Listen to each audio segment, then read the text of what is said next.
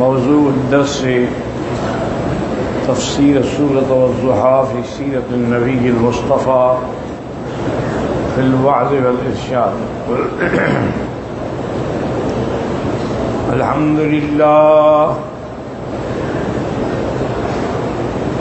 لله وكفى والصلاة والسلام على خاتم الأنبياء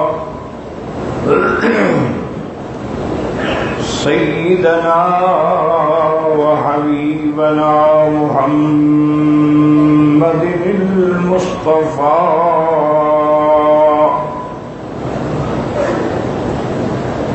وعلى آله المجتبى وأصحابه النجبى.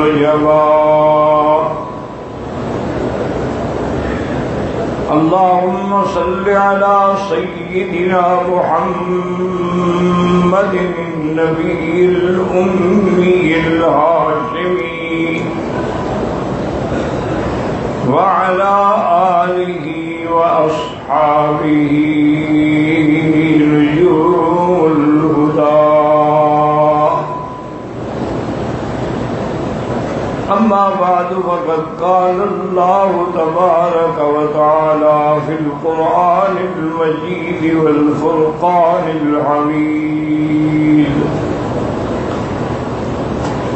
أعوذ بالله من الشيطان الرجيم. بسم الله الرحمن الرحيم.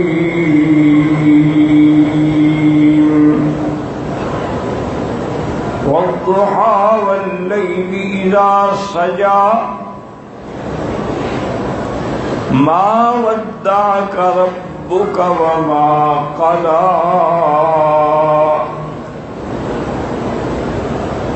وللآخرة خير لك من الأولى ولسوف يعطيك ربك فترضى. صدق الله العلي العظيم. قال النبي صلى الله عليه وسلم: من مات لا يشرك بالله شيئا دخل الجنة، أو كما قال النبي صلى الله عليه وسلم. صدق الله العلي العظيم وصدق رسوله النبي الكريم، ونحن على ذلك لمن الشاهدين ومن الشاكرين، والحمد لله رب العالمين. رب اشرح لي صدري ويسر لي أمري واحلل عقدة من لساني يفقهوا قولي. رب زدني علما. سبحانك لا علم لنا إلا ما علمتنا إنك أنت العليم الحكيم. برادران اسلام، واجب الاحترام بزرگوں، دوستوں، بھائیوں، عزیز نوجوانوں، اللہ تبارک و تعالیٰ کے کلام مقدس میں سے چند آیات مبارکہ اور آقا انعامدار حبیب کبریا سیدنا محمد مصطفیٰ صلی اللہ علیہ وعلی آلہ وصحابہ وسلم تسلیما کثیرا کثیرا کہ فرامین مبارکہ میں سے ایک حدیث تلاوت کی ہے. دعا فرمائیں کہ اللہ تبارک و تعالی اس عاجز کو صیغت کاملہ اور حق بات بیان کرنے کی توفیق عطا فرمائیں، اور آپ کو سننے سمجھنے کی اور ہم سب کو مل کر حق پر چلنے کی توفیق عطا فرمائیں، اور تمام آنے والوں کی حاضری، حج، عبادات، زیارات منظور و مقبول فرمائیں. میں نے کل کے درس میں سورۃ والضحیٰ کی تفسیر کے بارے میں کچھ باتیں عرض کی تھیں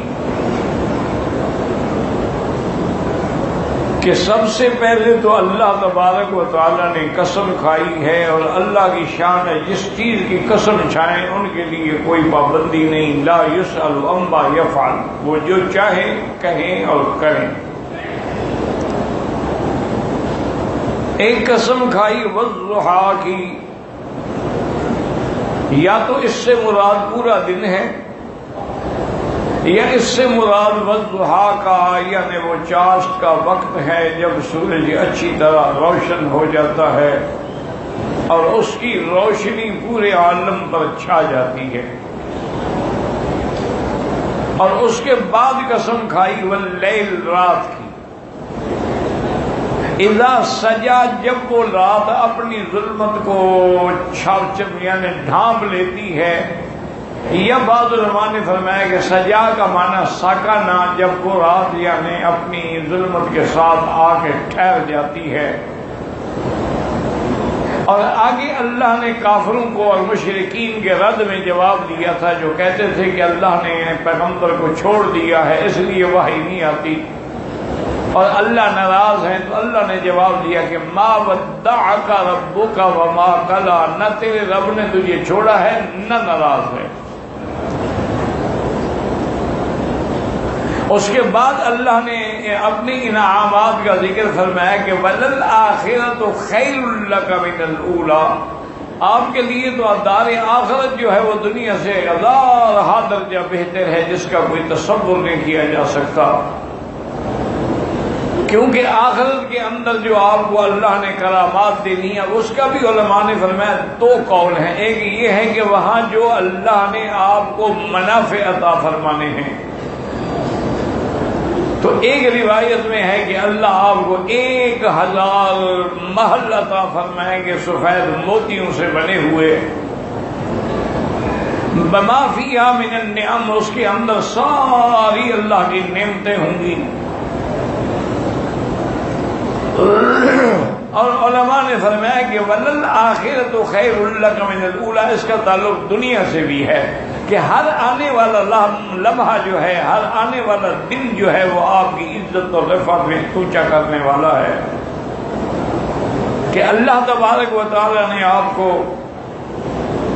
بدر میں فتح عطا فرمائی، اللہ نے مکے میں فتح عطا فرمائی، اللہ نے حنین میں فتح عطا فرمائی، اللہ نے حول العرب جتنے شہر ہیں بلاد ہیں سب آپ کے لیے فتح ہو گئے، اور آپ کا شان بڑھتا گیا بڑھتا گیا بڑھتا گیا، حتیٰ کہ جو قافلہ صرف ابو بکر کے ساتھ روانہ ہوا تھا وہ لاکھوں تک پہنچ گیا۔ اب اس آیت میں اللہ تعالیٰ نے فرمایا کہ وَلَسَوْفَ يُعْطِيكَ رَبُّكَ فَتَرْضَىٰ، یاد رکھیں کہ پہلی سورت کی ابتدا کے اندر علماء فرماتے ہیں کہ منفیین و مثبتین، 2 چیزوں کی اللہ نے نفی کی ہے اور 2 چیزوں کو اللہ نے ثابت فرمایا ہے۔ 2 چیزوں کی نفی کیا ہے کہ ما ودعک ربک، تیرے رب نے تجھے چھوڑا نہیں، وما قدار، نہ تیرا رب تجھ سے ناراض ہے، نہ تیرے رب کو تیرے ساتھ بغض ہے، نعوذ باللہ، یہ منفی ہیں۔ اور مثبت کیا ہے وَلَلْآخِرَةُ خَيْرٌ لَكَ مِنَ الْأُولَىٰ، اور دوسری مثبت نعمت کیا ہے وَلَسَوْفَ يُعْطِيكَ رَبُّكَ فَتَرْضَىٰ، اور یہاں بھی دیکھیں لام جو ہے وہ مؤکدہ ہے، تاکید کے لیے ہے، اور اس کے بعد آگے فرماتے ہیں وَلَا سَوْفَ، یعنی دیر چاہے ہو جائے لیکن مستقبل میں آپ کو تیرا رب اتنی دیں گے فَتَرْضَىٰ، کہ میرا بدنی آپ راضی ہو جائیں گے۔ اب سمجھیں گے اس سے کیا مراد ہے۔ اس میں علماء کے بڑے اقوال ہیں، لیکن راجح قول یہی ہے کہ اس سے مراد شفاعت ہے۔ کہ اللہ تبارک و تعالی نے حضور پاک صلی اللہ علیہ وسلم کو مقام محمود اور مقام شفاعت عطا فرمایا. اور شفاعت جو ہے یہ بھی سمجھ لیں کہ ایک تو ہے شفاعت کبریٰ، یعنی بڑی شفاعت ہے، اور وہ شفاعت ایسی ہے کہ تمام حاضرین محشر کو اس کا فائدہ ہوگا، چاہے وہ مسلمان ہیں، کافر ہیں، یہودی ہیں، کوئی ہے مجوسی ہے، سب کو فائدہ ہوگا. وہ شفاعت کیا ہے؟ وہ یہ ہے کہ تمام مخلوق جب محشر کی گرمی سے اور شدت سے کہ یہ عالم ہو گیا تھا کہ انسان جو ہے بعض کمر تک اور بعض گردن تک اپنے اپنے پسینوں میں ڈوبے ہوئے تھے، تو سب فریاد کرنے لگے اور سارے اکٹھے ہو کر یعنی حضرت آدم علیہ السلام کے پاس آئے اور انہوں نے کہا کہ انت ابو البشر، کہ آپ انسانوں کے باپ ہیں، آپ آدم ہیں، آپ خلیفۃ اللہ فی الارض ہیں، اور اللہ نے آپ کو اپنے ہاتھوں سے بنایا ہے، اور اللہ نے آپ کو شرف دیا ہے کہ مسجود الملائکہ بنایا ہے، کہ فرشتوں نے بھی آپ کو سجدہ کیا ہے. آپ ہماری شفاعت کریں. شفاعت یہ ہے کہ مقدمے کی سماعت شروع ہو جائے. باقی جو بھی اللہ فیصلہ فرمائیں کہ جن کے لیے جنت کا، جن کے لیے جہنم کا، وہ تو اللہ مالک ہے، لیکن مقدمے کی سماعت تو ہو. لیکن حضرت آدم جواب دے دیں گے، فرمائیں گے نفسی نفسی نفسی، یعنی خشیت علی نفسی، مجھے تو اپنا ڈر ہے، میں کیسے شفاعت کروں. اللہ نے ایک چیز سے مجھے منع فرمایا، لیکن میں وہ درخت کھا بیٹھا، چکھ بیٹھا، تو مجھے تو اپنا ڈر ہے، میں شفاعت کیسے کروں. ایسا کرو کہ تم حضرت نوح علیہ السلام کے پاس جاؤ، چونکہ وہ اول رسول فی الارض، زمین میں سب سے پہلا رسول، پہلا پیغمبر حضرت نوح ہے.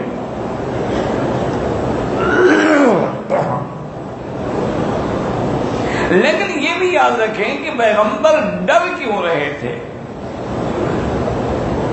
نوح علیہ السلام نے بھی یہی جواب دے دیا کہ نفسی نفسی نفسی، میں خود ڈر رہا ہوں کہ میں نے اپنے بیٹے کے لیے بخشش مانگی جو کہ مجھے نہیں مانگنی چاہیے تھی. بھئی جب اللہ نے ان کو دنیا میں معاف کر دیا، آدم علیہ السلام سے غلطی ہوئی، اللہ نے معاف کر دی، اور معافی کے لیے دعا بھی خود اللہ نے سکھلائی. فَتَلَقَّى آدَمُ مِن رَبِّهِ بِكَلِمَاتٍ، اللہ نے خود کلمات سکھلائے. اور یہاں پر یہ مسئلہ بھی میں عرض کر دوں کہ لوگوں میں ایک بہت بڑی چیز ہے جو پھیل گئی ہے کہ آدم علیہ السلام نے حضور کے وسیلے سے دعا مانگی تھی. یہ نہ حدیث مبارک میں ہے، نہ روایات صحیحہ میں ہے. اور ایک بات ہمیشہ یاد رکھیں کہ جو مسئلہ قرآن میں آ جائے بات ہی ختم ہو گئی، اس کے بعد تو کسی اور دلیل کی ضرورت ہی نہیں ہوتی. یعنی نص قطعی نے بتلا دیا. ایک مسئلہ ہوتا ہے کہ بھی قرآن میں بھی نہیں ہے، حدیث صحیح میں بھی نہیں ہے، اس میں روایات ضعیفہ بھی آ جاتی، لیکن جب قرآن نے بتلا دیا کہ آدم کی توبہ جو قبول ہوئی ہے وہ کس دعا سے ہوئی ہے کہ ربنا ظلمنا انفسنا ان لم تغفر لنا وترحمنا لنكونن من الخاسرین. یہ دعا ہے جو آدم نے کی، اللہ نے خود سکھلائی.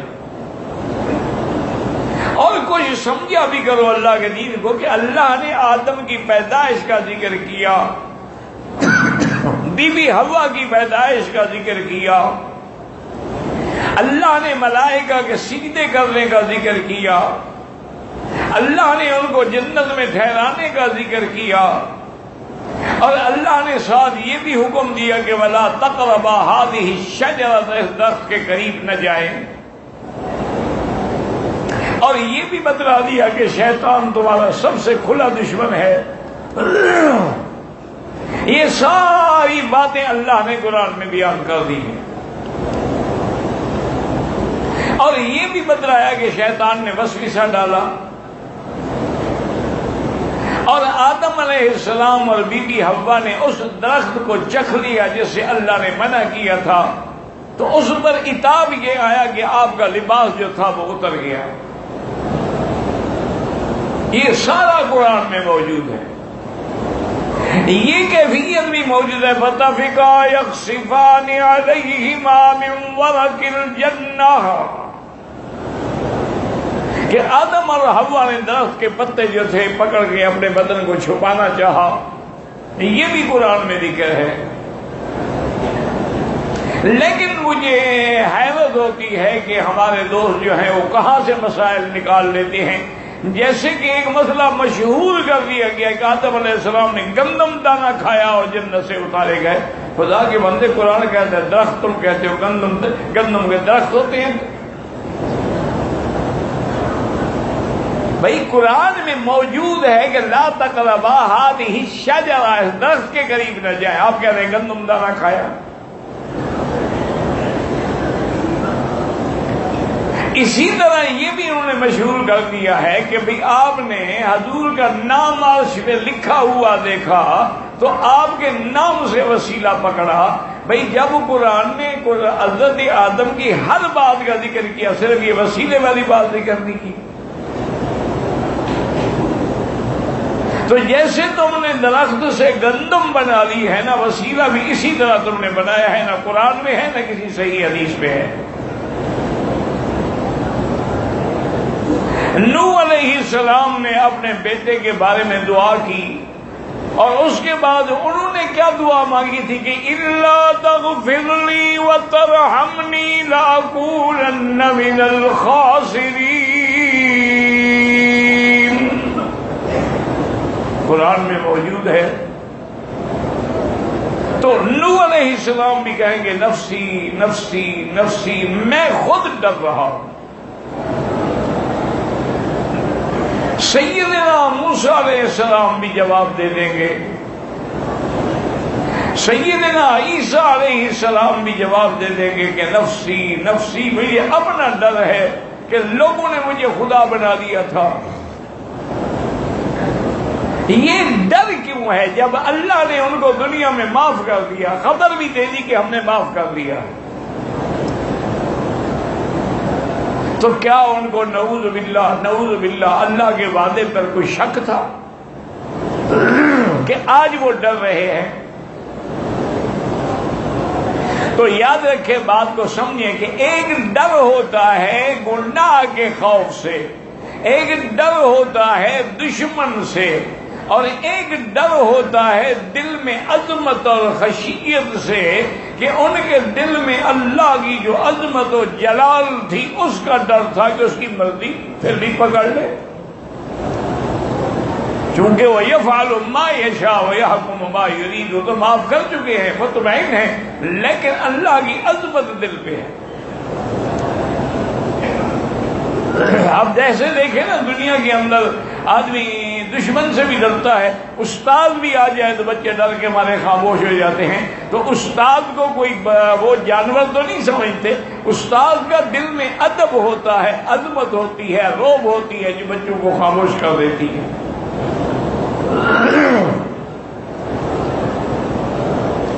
آخر میں حضرت عیسیٰ علیہ السلام کہہ کہ فَأْتُوا مُحَمَّدًا صلی اللہ علیہ وسلم، یعنی کب بھی عرض کیا تھا کہ جب حضور کا نام آئے تو درود شریف پڑھیں۔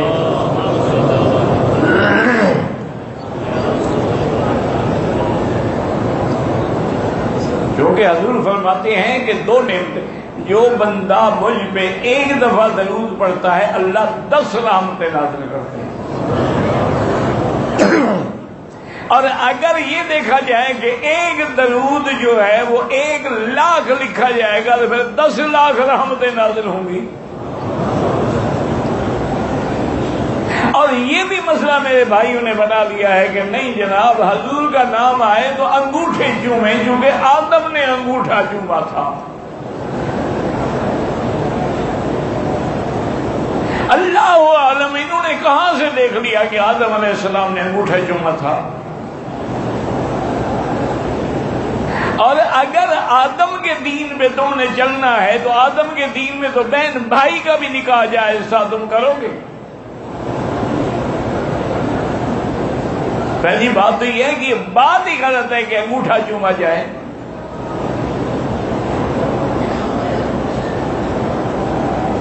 اللہ نے جب حکم دیا ہے کہ میرے مدنی پہ صلاۃ و سلام بھیجو، صلو علیہ وسلموا تسلیما،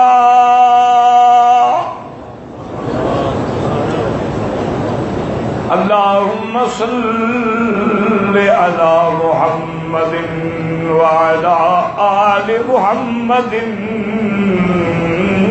وبارک وسلم.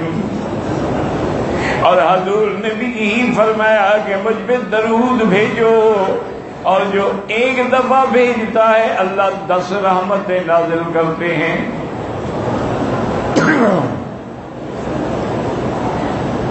اب سارے میدان محشر کے انبیاء بھی، رسول بھی، اور تمام قوموں کے سربراہ بھی سب آئیں گے حضور کی خدمت میں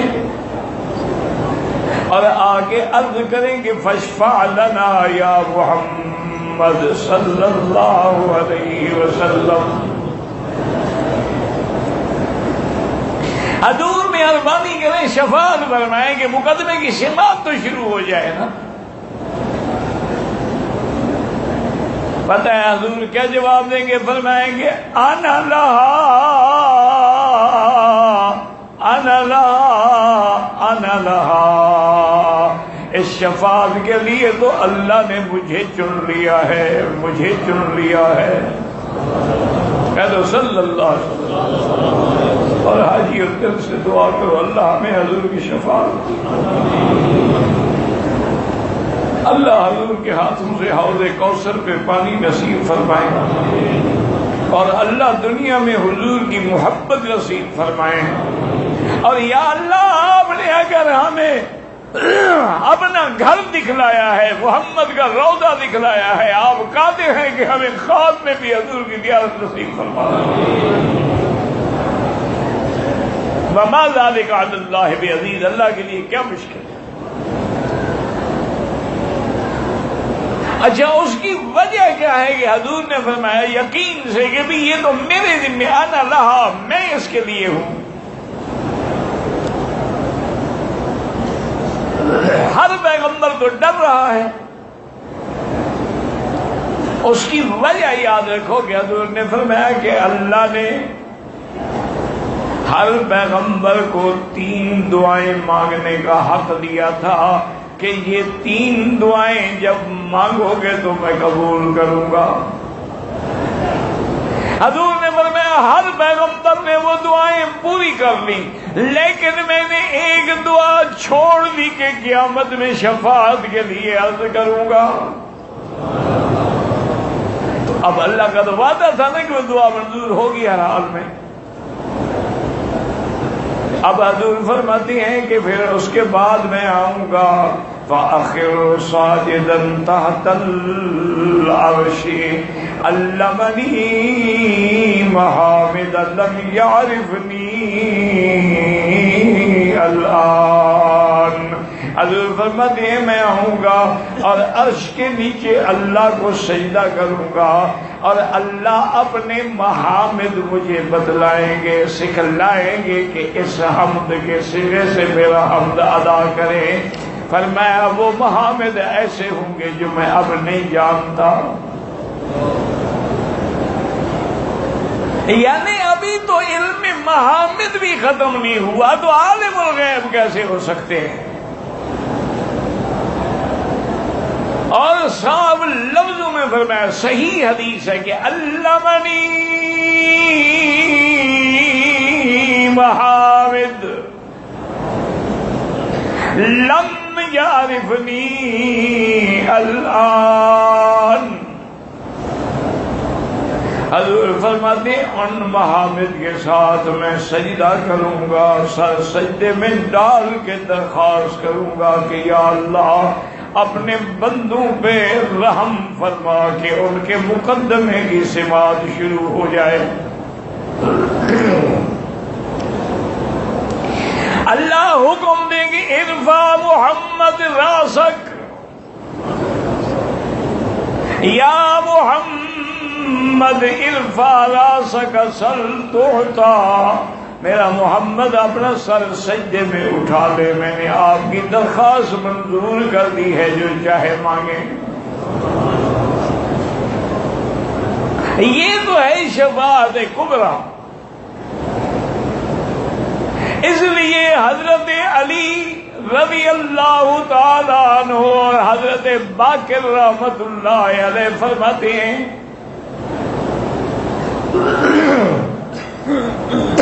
کہ تمام لوگ یہ سمجھتے ہیں کہ قرآن میں سب سے رحمت والی آیت اور امید دلانے والی آیت کون سی ہے؟ قُلْ يَا عِبَادِيَ الَّذِينَ أَسْرَفُوا عَلَىٰ أَنفُسِهِمْ، اے میرے بندے جو اپنی جانوں پہ ظلم کر چکے ہو گناہوں سے، لا تقنطوا من رحمت اللہ، اللہ کی رحمت سے لا امید نہ ہوں، ان اللہ یغفر الذنوب جمیعا، اللہ سارے گناہ معاف کر دیں گے، کیوں؟ انہ هو الغفور الرحیم۔ اللہ پاک نے قرآن میں خود فرمایا کہ میرے بندوں میری رحمت سے نا امید نہ ہوں۔ یاد رکھو اللہ کی رحمت سے نا امید صرف کافر ہوتا ہے، مسلمان کبھی نہیں ہو سکتا۔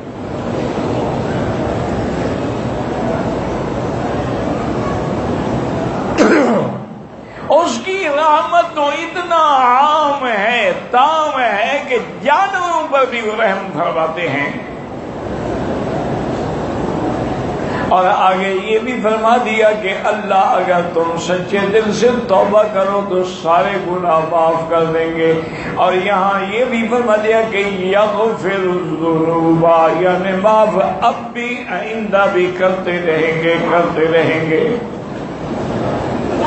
اور آگے جملہ اسمیہ ہے کہ انہ هو الغفور الرحیم، کیوں؟ بخشنے والا بھی اللہ ہے اور رحم کرنے والے بھی اللہ کی ذات ہے۔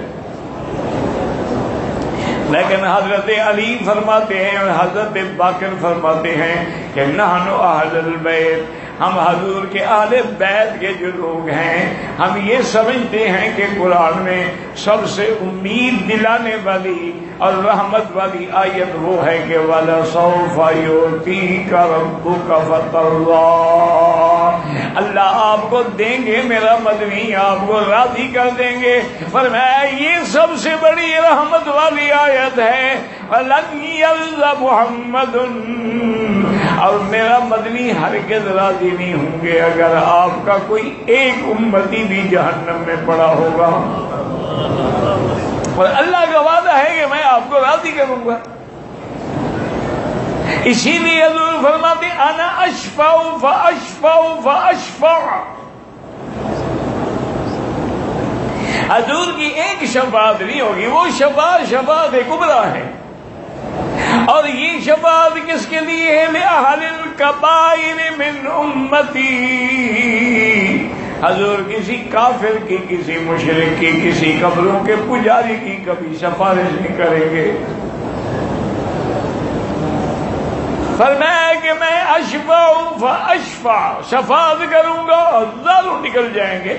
میں پھر شفاعت کروں گا، پھر شفاعت کروں گا۔ آخر اللہ مجھے فرمائیں گے حل رضیت یا محمد، میرا مدنی اب آپ راضی ہو گئے کہ نہیں؟ یہ مقام مدنی محمد مصطفیٰ کا اللہ پوچھ رہے ہیں کہ جی آپ راضی ہو گئے؟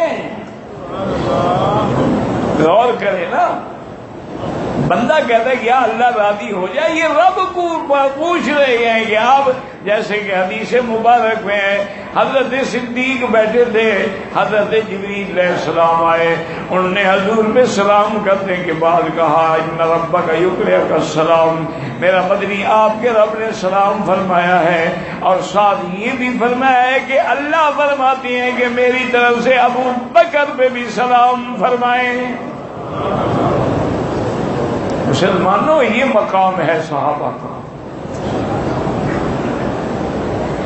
کہ، اور جب حضور نے فرمایا کہ ابو بکر رضی اللہ عنہ، جب صحابی کا نام آئے فوراً کہیں رضی اللہ عنہ، اور کسی اللہ کے ولی کا نام آئے فوراً کہیں رحمت اللہ علیہ۔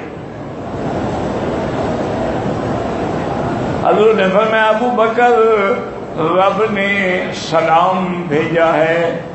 حضرت صدیق خوشی سے رو پڑے اور عرض کیا کہ یا رسول اللہ ان اللہ سمانی من فوق العرش، اللہ نے کیا میرے نام سلام جو بھیجا ہے میرا نام بھی لیا ہے؟ فرمایا ہاں تیرا نام بھی لیا ہے۔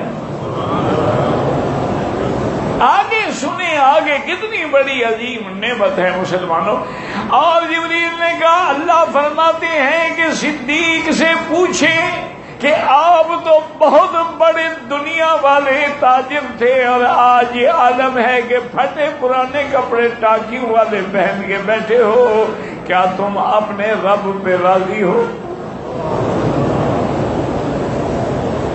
حضرت ابو بکر نے کہا یا محمد رضیت ربی رضیت ربی رضیت ربی، میں اپنے رب پہ راضی ہوں، اپنے رب پہ راضی ہوں۔ دنیا ایک طرف ہے اور محمد مدنی کی صحبت ایک طرف ہے۔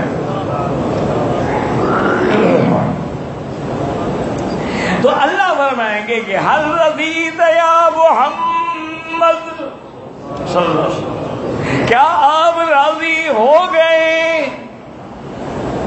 حضور فرماتے ہیں میں کہوں گا رضیت ربی رضیت ربی رضیت ربی، یا رب میں راضی ہو گیا، میں راضی ہو گیا، لیکن ابھی بھی جہنم میں کچھ لوگ پڑے ہیں جن کے دل میں مثقال ذرۃ، ایک ذرے کے برابر ایمان ہے، لیکن ایمان تو ہے۔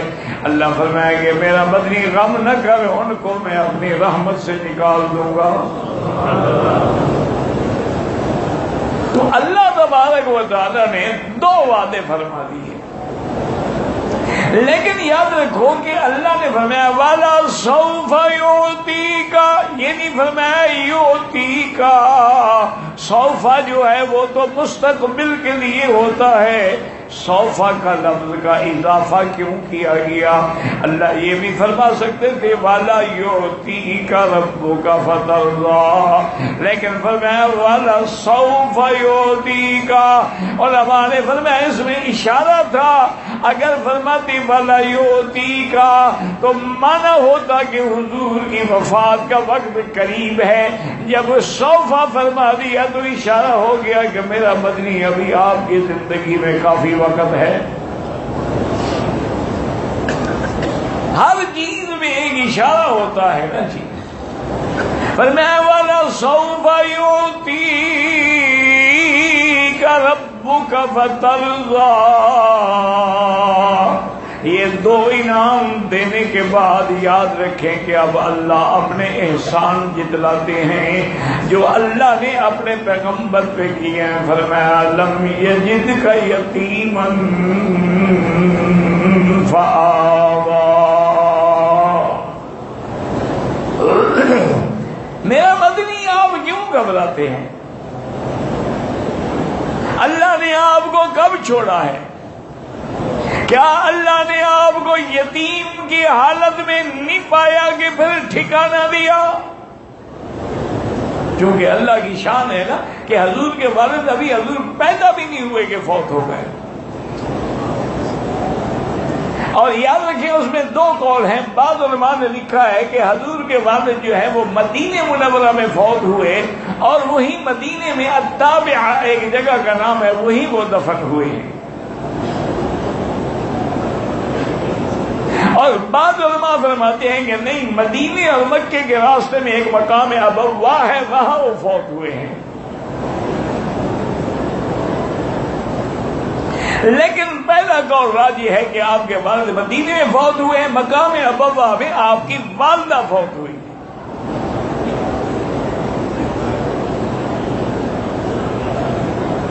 اللہ نے فرمایا کہ آپ یتیم تھے، باپ فوت ہو گیا. اچھا، اور یاد رکھیں کہ ابھی آپ کی عمر 6 سال 7 سال تھی کہ والدہ بھی فوت ہو گئی. تو اللہ نے آپ کو پناہ دی، ٹھکانہ دیا کہ عبد المطلب نے آپ کی کفالت لی. اور عبد المطلب کی وفات کے بعد آپ کی کفالت جو ہے وہ ابی طالب نے لی ہے. یہ وصیت عبد المطلب نے کی تھی ابی طالب کو کہ آپ ایسا کریں کہ میری آخری وقت آ رہا ہے، میرے بعد حضور پاک کا لحاظ، خیال، خدمت، ٹھکانہ سب آپ کے ذمہ ہے. اس کی وجہ کیا ہے؟ یاد رکھو کہ ابی طالب اور حضور کے والد عبداللہ جو تھے یہ بھائی تھے اور ماں بھی ایک تھی.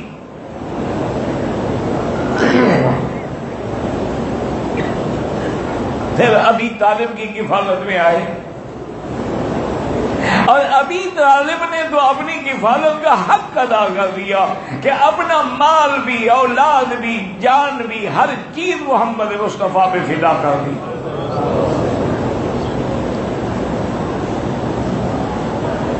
لیکن ایک اعتراض یہاں یہ ہوتا ہے کہ اللہ کا یہ فرمانا کہ الم یجد کا یتیمن، فرعون نے بھی تو موسیٰ علیہ السلام سے کہا تھا کہ الم نربک فینا ولیدا،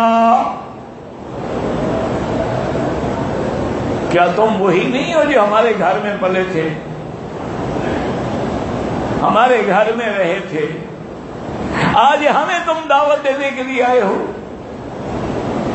تو انہوں نے بھی کہا، لیکن یاد رکھیں وہ اس کا کہنا مارد ذم میں تھا، وہ حضرت موسیٰ کی توہین کرنا چاہتے تھے، اور اللہ کا فرمانا جو ہے وہ مدح میں ہے کہ حضور کی شان بڑھانا چاہتے تھے. دونوں میں فرق ہے. اور دوسری نعمت کیا فرمایا وَوَجَدَكَ ضَالًّا فَهَدَىٰ.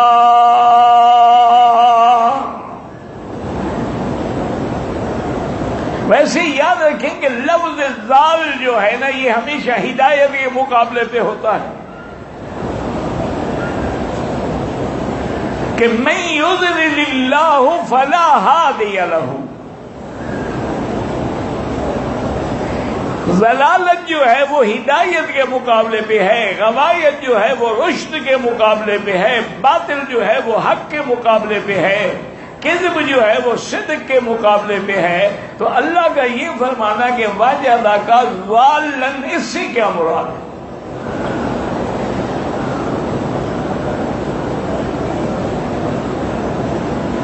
بعض علماء نے تو یہ فرمایا ہے کہ یہ حقیقت ہے کہ ایک دفعہ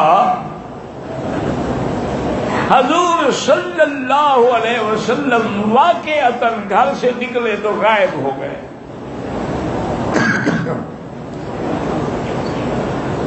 عبد المطلب کو اطلاع ملی، عبد المطلب پریشان ہیں، ڈھونڈ رہے ہیں اور کوئی خبر نہیں مل رہی.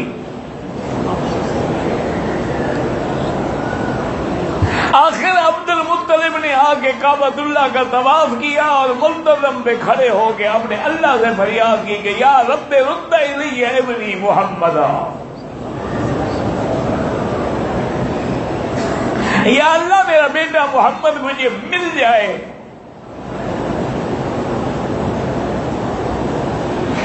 ابھی آپ دعا سے فارغ ہوئے باہر نکلے تو دیکھا کہ ابو جہل خود حضور کو اپنی اونٹنی پہ بٹھا کے لا رہا ہے. اونٹنی بٹھائی اور حضور کو لایا، عبد المطلب کے سپرد کیا کہ یہ آپ نے. اللہ نے فرمایا میرا مدنی دیکھیں کیسے میں نے آپ کی حفاظت کی ہے، جیسے فرعون کے گھر میں نے موسیٰ علیہ السلام کی حفاظت کی. میرے سب سے بڑے دشمن کو میں نے بھیجا کہ تمہیں ڈھونڈ کے لے آئے. اور پتہ ہے ابو جہل نے کیا کہا؟ کہتا ہے کہ عبد المطلب یہ بچہ جو ہے نا اس کی تو کوئی عجیب شان ہے. انہوں نے کہا کیا شان ہے؟ انہوں نے کہا جب میں نے اونٹنی بٹھائی اور حضور کو اپنے پیچھے بٹھایا تو اونٹنی چلنے سے انکار کر دیا. میں نے پھر حضور کو آگے بٹھایا تو اونٹنی دوڑ پڑی. تو عبد المطلب نے فرمایا ابو جہل تمہیں پتہ نہیں میرا بیٹا تو پوری دنیا کا امام بنے گا، تیرے پیچھے کیسے بیٹھ سکتا ہے؟ وہ تو آگے بیٹھنے کے لیے پیدا ہوا ہے، پیچھے بیٹھنے کے لیے تو پیدا نہیں ہوا. اور بعض علماء نے یہ قول بھی نقل کیا ہے کہ حضور سفر پہ گئے، ابھی طالب کے ساتھ یہ تجارتی قافلہ تھا جو میسرہ غلام تھا سیدہ خدیجہ الکبریٰ کا. اس قافلے میں ابھی طالب بھی تھے اور حضور بھی تھے. حضور جس اونٹنی میں سوار تھے ابلیس ملعون نے کیا کیا کہ اس اونٹنی کی زمام کو پکڑا اور قافلے سے الگ کر کے راستہ بدل دیا. یعنی حضور راستے سے ہٹ گئے. اللہ نے حکم دیا جبریل آئے فنفخا، انہوں نے آگے حضرت جبریل نے ابلیس کو پھونک ماری فرماہا الی ارض الحبشہ، وہ حبشہ کے ملک میں جا گرا اور حضور کی اونٹنی کی نکیل پکڑی اور آگے قافلے میں شامل کر دیا. اللہ نے فرمایا وَوَجَدَكَ ضَالًّا فَهَدَىٰ، میرا مدنی آپ تو گم ہو گئے تھے، ہم نے کیسے آپ کو راستہ دکھلایا؟ اسی طرح ایک روایت یہ بھی ہے کہ بی بی حلیمہ سعدیہ حضور پاک کو دادے کے بعد واپس لانے کے لیے لائی، اور جب مکے کے باہر تھی تو وہاں آپ نے اونٹنی بٹھائی اپنی، تاکہ میں ذرا اچھی طرح اپنی بھی تیاری کر لوں اور حضرت محمد مصطفیٰ کو بھی غسل کرا کے اچھے کپڑے پہنا کے تیار کر کے عبد المطلب کے حوالے کروں. کہتی ہیں کہ میں بیٹھی تھی تو سمیت حدتاً میں نے دیکھا جیسے کچھ آواز آتی ہے کہ ہنیئن یا ارض البطحا، اے مکے کی زمین تمہیں مبارک ہو، آج تیرا نور لوٹ آیا ہے مکے میں.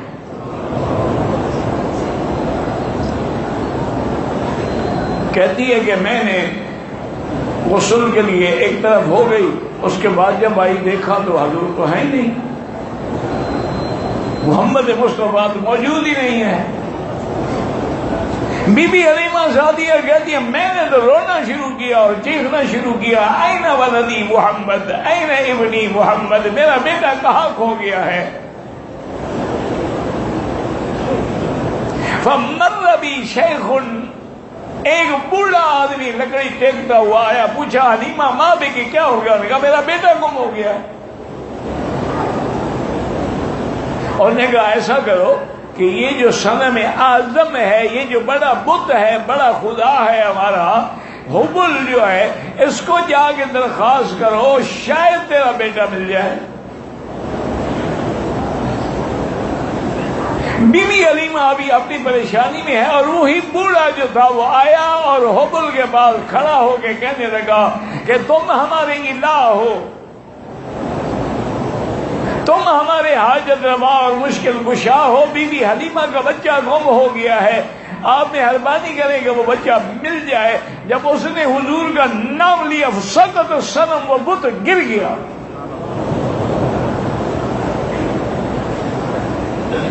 اور آواز الیک ان آیا شیخ جاؤ ایک طرف ہو جاؤ، ہلاکنا علی ید محمد، ہمیں تو ہلاک و برباد کرنے والا یہی محمد ہوگا، ہم اس کو ڈھونڈیں.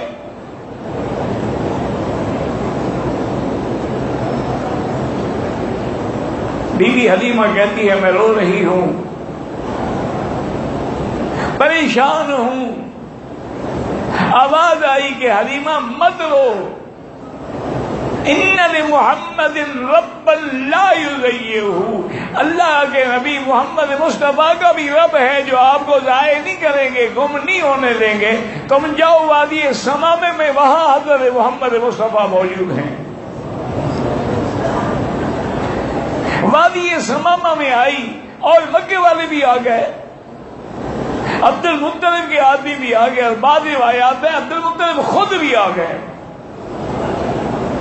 وہاں جا کے دیکھتے ہیں کہ ایک کیکر کا چھوٹا سا درخت ہے، حضور اس کی ٹہنی پکڑ کے پتوں کے ساتھ کھیل رہے ہیں اور بڑے خوش کھڑے۔ تو اللہ نے وہ ذکر فرمایا، احسان کیا کہ وَوَجَدَكَ ضَالًّا فَهَدَىٰ، آپ تو گم ہو گئے تھے، پھر ہم نے آپ کو کیسے راستہ دکھلایا۔ اور بعض علماء فرماتے ہیں وَوَجَدَكَ ضَالًّا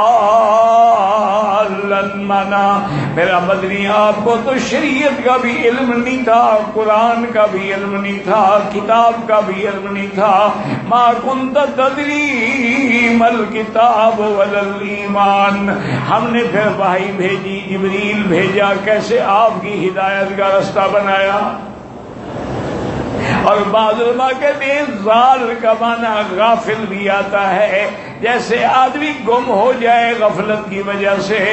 اللہ نے فرمایا کہ آپ تو غافل تھے، جیسے اللہ کی صفت ہے کہ لا یضل ربی ولا ینسا، اللہ نہ غافل ہوتے ہیں نہ اللہ بھولتے ہیں۔ اللہ نے فرمایا وَإِن كُنتَ مِن قَبْلِهِ لَمِنَ الْغَافِلِينَ۔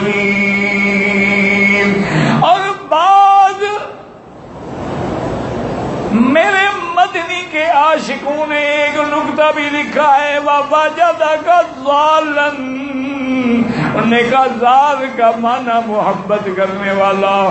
میرا مدنی آپ اللہ کی محبت میں حیران و گردان تھے۔